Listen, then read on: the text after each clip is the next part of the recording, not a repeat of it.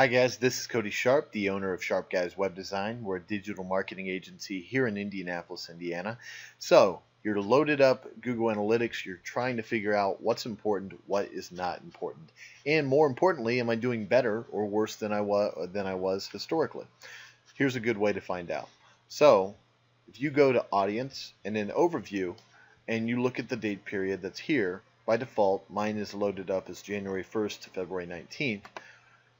I have the ability to compare that to the previous time period. And if I just click this simple checkbox, it'll automatically compare it to exactly the same number of days as I'm currently looking at. And here you can see down below we have 10% less traffic, 10% less users, 7% more pages visited per visitor, and some other numbers here as well. And then you might think, wow, this is awful. Things are not going well.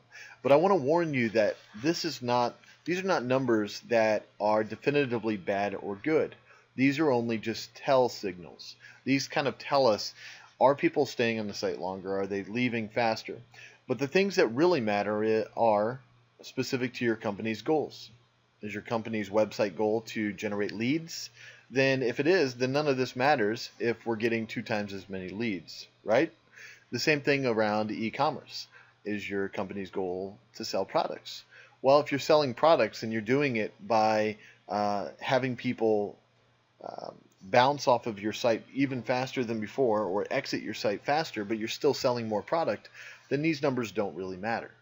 But what these numbers can tell us is, let's say that we made some aesthetic changes to a specific page on our website, for example. We tried to make sure that we have less people exit on a specific page, or we have less people bouncing to a new tab, or forgetting about the website and forgetting to come back on a page. This is a good way of kind of looking over a time period and seeing, did that make a substantial difference? Do we need to change that again? So these numbers can be important for that. The other thing that they can be important, especially around traffic, I would never recommend that you use traffic as an exclusive source of the end-all be-all. Unless that's really your goal at your company, most people's end goal is to make more money for their business. But if traffic is truly your goal, I've seen this around a news website, for example, because the way that they get their money is through impressions. And so traffic builds impressions. And so let's say that traffic's truly your metric, then you might want to look at something like this as a 10% decrease and say, wow, that's bad. But again, to build out traffic, this is where you would look to find out that information. So again, this is just a real quick overview. It gives you an idea how to do comparative analysis over a time period. You don't have to only pick the time periods that Google gives you by default, of course. Let's say that I just want to look over the 8th to the 14th of February and compare that to the 1st and the 7th. In many ways, this is a better comparison because we're comparing a Sunday to Saturday and a Sunday to Saturday. The other ones don't align properly. So if you're a B2B, for example, that deals with a lot of businesses, if you use the default custom compared to, you're going to have a challenge there because you're going to find that your Sundays and Mondays don't align properly, and you'll see, especially when you look at the day level, things that are all out of whack. You'll have way less visitors on certain days, and you'll have way more visitors on other days. So typically I recommend that when you pick a time period, do it over something like maybe a 2-week period, for example. You could do that.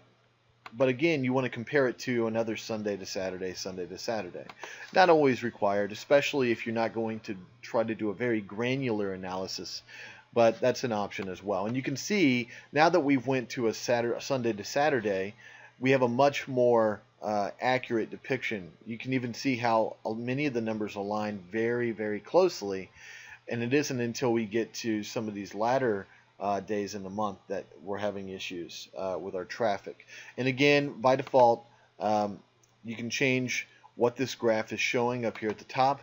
There are things that you are not able to show within Google Analytics on these graphs but you can always export the data out and create those graphs within Excel. So there are some limitations. The other thing that you can do is that you want to say, well, I want to compare this to that, and so you can have multiple graph bars here as well. So, okay, just wanted to quickly go through that, give you an idea of what to look for, how to look at it, and then figure out comparison-wise what makes sense when you're trying to align these dates properly. All right, hope that helps.